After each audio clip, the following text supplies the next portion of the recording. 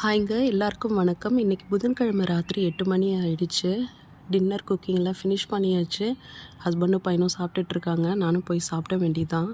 யூகேல 2 வீக்ஸ் வந்து ஈஸ்டருக்காக term holidays விட்டுருக்காங்க. ஸோ இந்த வீக் ஃபுல்லாக ஹாலிடே, நெக்ஸ்ட் வீக் உள்ளமும் ஹாலிடேஸ் தான். என் பையனை வந்து நான் ஃபுட்பால் கிளப்பில் போட்டிருக்கேன். வீக்லி 3 டேஸ் போகிறான், Monday to Wednesday. Thursday Friday வீட்டில் இருக்க மாதிரி, ஏன்னா ஒர்க் பண்ணுறதுனால ஃபுல்லாகவே பார்க்க முடியாது இல்லைங்களா. ஃபுட்பால் கிளப்பில் போனால் அங்கே டீமு, டோர்னமெண்ட்டு அந்த மாதிரி வச்சு அரேஞ்ச் பண்ணுறாங்க. இது ஸ்கூலே ஆர்கனைஸ் பண்ணுறாங்க. ஸோ இந்த வீக்கில் 2 டேஸ் போயிருக்கான். நெக்ஸ்ட் வீக்லேயும் அதே மாதிரி 2 டேஸ் போவான். நான் இந்த வீக் ஹாலிடே எடுக்கலான்னு நினச்சேன், பங்குனி உத்திரத்துக்காக முருகர் கோவில் போகலாம் அப்படின்னு சொல்லிட்டு. பட் டேர்ம் ஹாலிடேஸ், வெதர் நல்லா இருக்குது. இந்த ரீசனால் என்னோடய கொலீக்லாம் ஆல்ரெடி ஏற்கனவே ஹாலிடேஸ் புக் பண்ணிட்டாங்க. ஸோ என்னால் பண்ண முடியல. அதோட நான் இந்த டைமில் வந்து அர்ஜ் பண்ணலை. ஏன் அப்படின்னா, நான் இந்தியாவுக்கு வர்றதுக்காக லீவெல்லாம் அக்யூமுலேட் பண்ணி வச்சுருக்கேன். ஸோ நான் ஃப்ளெக்சிபிளாக தான் இருப்பேன். ஏன்னா அங்கே வந்துட்டு அதுக்கப்புறம் வந்து நான் எப்போ வேணாலும் லீவ் எடுத்துப்பேன். அதுக்கு வந்து என் பாஸ் எனக்கு ஓகே தான் சொல்லுவாங்க. ஸோ எல்லா டைம்லேயும் ஃப்ளெக்சிபிலிட்டி எதிர்பார்க்க முடியாது.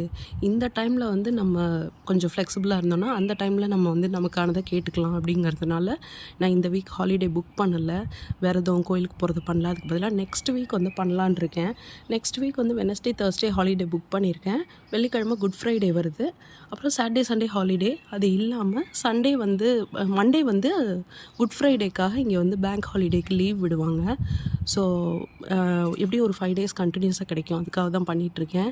இப்போ நீங்கள் மேலே பார்க்குறீங்கல்ல, அது வந்து ஜெட் வந்து போயிட்டுருக்கு. வெதர் நல்லா இருக்கும்போது, பிரைட்டாக இருக்கும்போதெல்லாம் வந்து இந்த மாதிரி ஜெட்டு வந்து போயிட்டே இருக்கும். அது என்ன ரீசனுக்காக பண்ணுறாங்கன்னு தெரியாது. இங்கே ஒன்று போயிட்டுருக்கு, அங்கே ஒன்று போயிட்டுருக்கு.